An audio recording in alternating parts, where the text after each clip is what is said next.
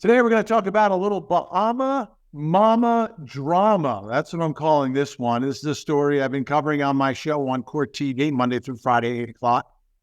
Little plug. So this case involves a couple from Georgia live in this beautiful $2.5 million mansion. The family has a private jet to fly down to their vacation home down in the Bahamas. But apparently and allegedly, at some point when she's down in the Bahamas, the wife ends up having an affair with a bartender, a local Bahamian, at Grabber's Bar down there in Bahama. Her name is Lindsay Shiver. Her husband's name is Robert. They met as college students at Auburn. He was on the football team. She was a cheerleader. She was a pageant girl from Alabama. He and his family have lots of money. They've got 3 beautiful children. I mean, it was just storybook until this mama ended up in some drama in the Bahamas and allegedly cheated on her husband. And then he filed. Wasn't that an Ali fight? The drama in the Bahamas? That was the Thriller in Manila. Wait a minute. If this Bahama mama is involved in a drama, is she listening to Bananarama? Well, it has been a cruel summer for her. I will say that, in that she spent a bunch of time in a Bahamian jail, which, from my understanding, I've never been there personally, is not a great place to be. Maybe that spot. Maybe one of Jonesy's family has been in that prison system. They would have been, but they never traveled. They stayed in the New Jersey. They prefer the New Jersey correctional institutes. Oh, okay, that's nice. Well, it's always good to stay home. You know, no place like home. I always say. Easy for mom to pack up the kids and go visit. Yeah, but it would have been nice for your mom to go to the Bahamas. Yeah, that's nice. True too. Yes. Yeah, well, the Bahamas are beautiful. I hear things are better there, but the jails are not better in the Bahamas. Everything else might be nicer. I've been there a couple of times at some resorts and thoroughly enjoyed my time there. But the drive from the airport to the resort, I guess you get to see the real Bahamas. And, you know, it is what it is. Cruise ships stop by there. I don't know if you've ever taken a cruise when they stop in the Bahamas. But they wouldn't necessarily stop at the island where they were. It was, I keep forgetting the name of the island because I never heard of it before. I assume because it was too exclusive. It is somewhat, but I guess there are some locals there as well. You know, so here's what happened in this drama. So the affair is taking place, and allegedly, she and her Bahamian boyfriend solicit through the WhatsApp app. Now, is he a Bohemian or a Bahamian? Bahamian. This is all a rhapsody to me. Yeah. But he could be a Bohemian as well. Well, what is a Bohemian, though? You're looking at us. Bohemian is like Eastern European. You're a Bohemian? I thought it actually meant like you're hip, you're cool, you don't go with the flow. Well, that was a form of like someone from a form of like royalty from the middle, from like almost like a gypsy type person from Bohemia. Bohemia is an actual place? Well, who the hell knows? But I mean, it sounds good. That's why Freddie Mercury sang about it. That's all I care. Okay, loved Freddie, but it was sort of I think Jonesey's closer on this one because I think well, that's why it's Bohemian Rhapsody. You know, it's for the Bohemians, right? Which isn't an actual place. No, it's a state of mind. It's a person. It's a being. Yeah. So that obviously Al Wunsch III not yet. He's hemp. Originally it was hemp. I'm sorry, but the Bohemia is the Duchy of the Grand Moravia, later an independent principality, a kingdom of the Holy Roman Empire. Once again, I'm right. Why do you guys argue with me? I am Can't we both be right? I'm like 99% sure that the Bohemian is a type of person, like a beatnik kind of thing, you know? Yeah. But it comes from the kingdom of Bohemia, okay? Which is what I said, all right? I said, and you all poo-pooed me. I didn't poo-poo anybody. I never the Bahama Mama listening to Bananarama. Right. I don't even like the word poo-poo. No, I don't. I don't either. Listen, at the end of the day, she was not in a Bohemian prison. She was in a Bahamian prison. Her boyfriend's Bahamian, not Bohemian. He's not hip, but they're all out on bond, but cannot leave the islands of the Bahamas. So that's not so bad. Yeah. Well, I mean, unless can't suck. Unless if you're a mama and you're from Georgia and you've got a $2.5 million home there with your 3 children in it, who you're not seeing at this point. So it's a mixed thing. If it was I could ask the question: how much did she care about her children if she was going to have allegedly have her their father off? Well, that's a great argument. Obviously, she's saying it was just a joke. That's the defense. It was just a joke. I was just kidding. I was kidding. Dios mío. Yeah, that's always a good defense. Can't you take a joke, ladies and gentlemen of the jury, and then go from that? I plotted it on April Fool's Day. Go with that. Oh, that's a brilliant plot. If you ever decide to do such a thing, do it on April Fool's Day. No, this is the real defense. You just got to add the LOL. Here's for this. My husband, kill him. LOL. And fingers crossed. If you have your fingers crossed, it's not true. So here's the status, though. There's some interesting things that we've uncovered in this case. And my guests on my show every night, Monday through Friday, 8 o'clock on Court TV,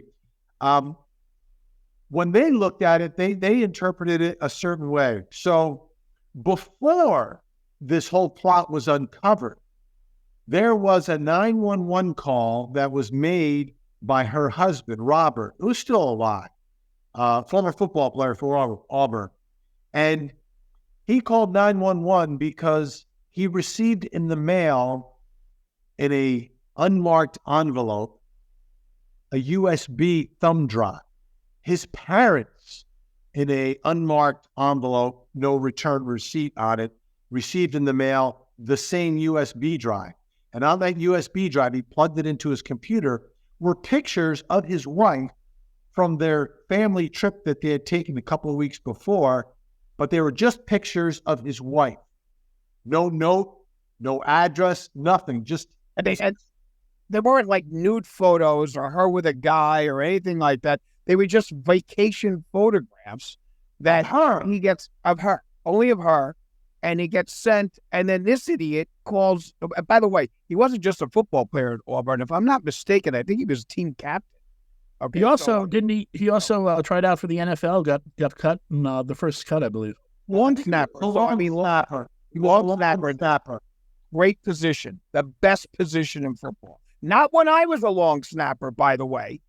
Okay, because back in the old days, in the leather helmet days when I played, when you were the long snapper, you could line a guy up on top of that center, and you could get the crap kicked out of you. Okay, I'm sorry, ixnay sene, the crap kicked out of you by the middle guard that was in front of you. Now they can't touch the long snapper. So you see long snappers that are like 45, 46 years of age that are still playing in the NFL. So it's a great love it when you speak Pig Latin. Thank you.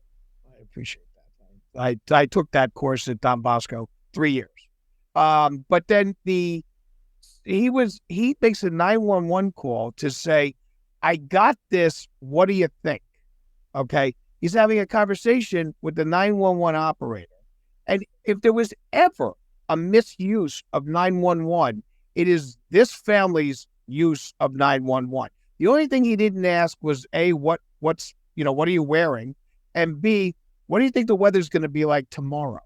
Okay. It's the most ridiculous conversation. And if you get a chance, go onto the Court TV website, take a look at Vinny's presentation on this. he's got that call and a prior call from this idiot that is just it He's a victim. absolutely.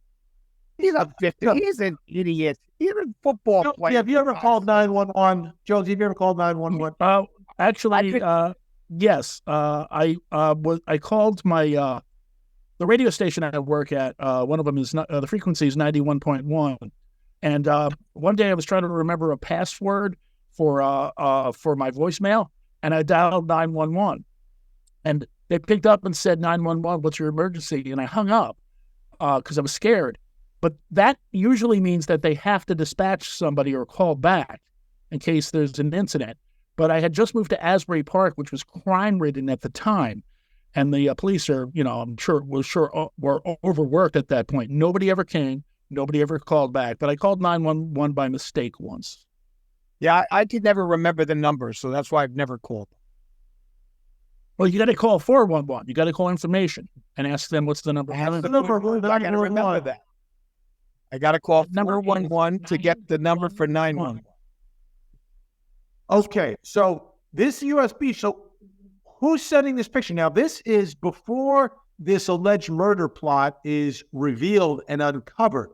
And my guests believed that this was part of the plot. Because when he's talking to 911, he says, I'm wondering if this is some sort of a stalker.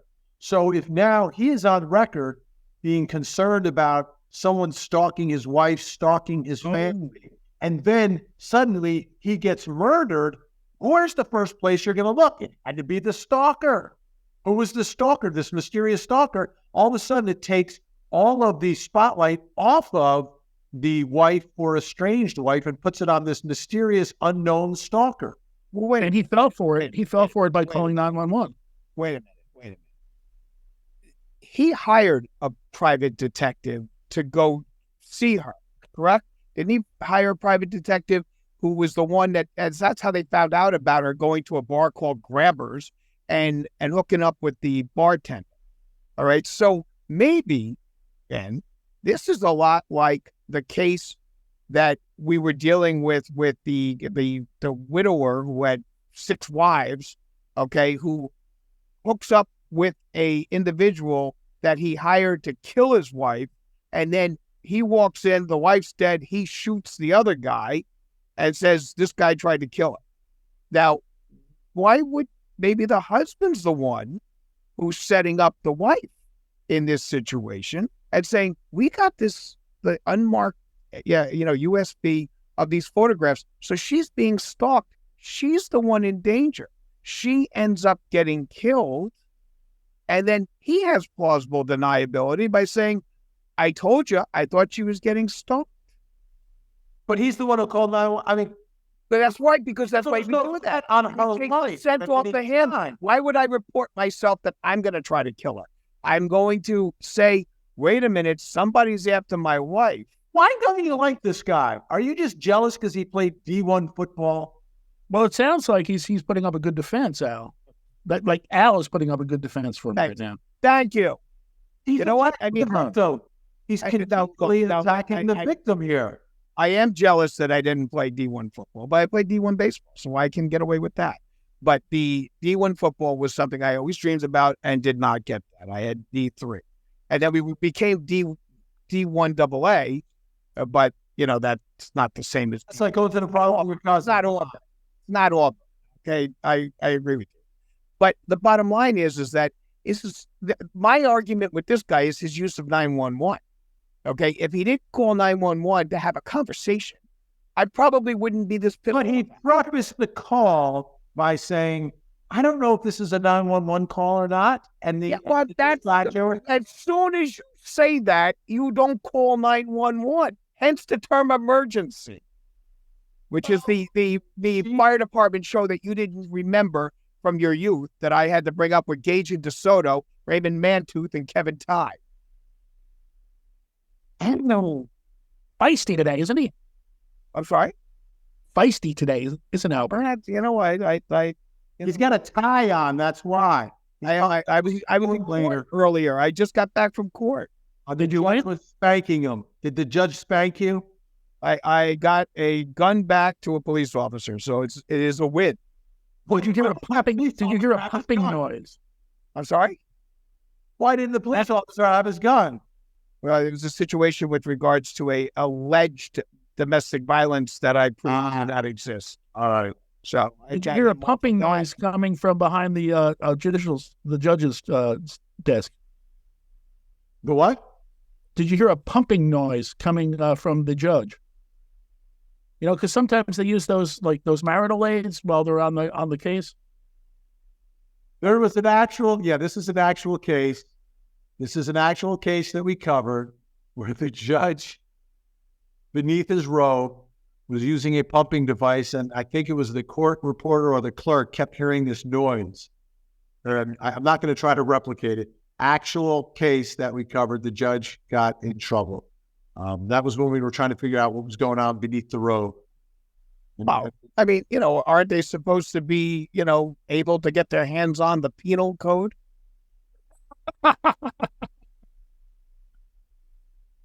Practical, folks. They'll be here all night. So let me tell you where we are in this case, just so folks know. Was this? By the way, Vic, can I just say this? What are you eating that you keep trying to sneak eats on that throughout this entire thing? Because I want to make sure that because the people at home are going to be going, what the hell is he eating and why aren't they mentioning it? So thank you, ladies and gentlemen. I'm mentioning it for you. Okay. How are you eating, Ben? As you know, I am stricken with type 1 diabetes, and I sensed a low blood sugar coming upon me. Yeah, I'd have that effect on people. So I was having some glucose gummies. All right. See, now you made me feel bad. Okay, perfect. Thank you, folks. Well, you asked. I'm just presenting the facts. Anyhow, we are out of time for this episode of the Tangent Podcast. Say goodbye, Jonesy. Goodbye, Jonesy.